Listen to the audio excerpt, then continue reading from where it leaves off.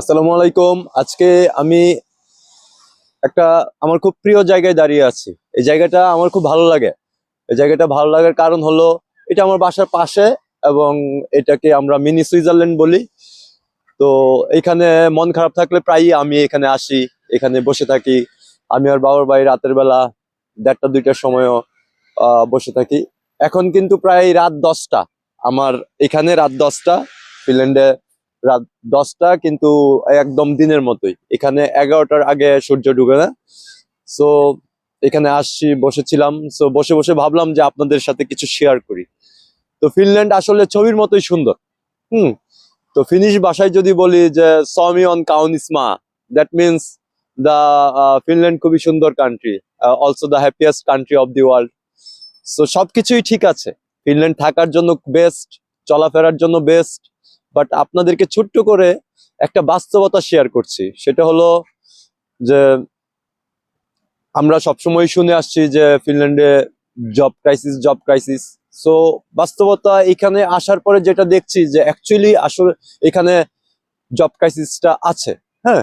So যারাই আসবেন, যারাই প্ল্যান করছেন আসবেন, বা যারা আসার প্রস্তুতি নিচ্ছেন, নিজেদের জন্য, নিজেদের সেফটির জন্য, ফ্যামিলির জন্য অবশ্যই কিছু 6 মাসের ব্যাকআপ নিয়ে আসবেন।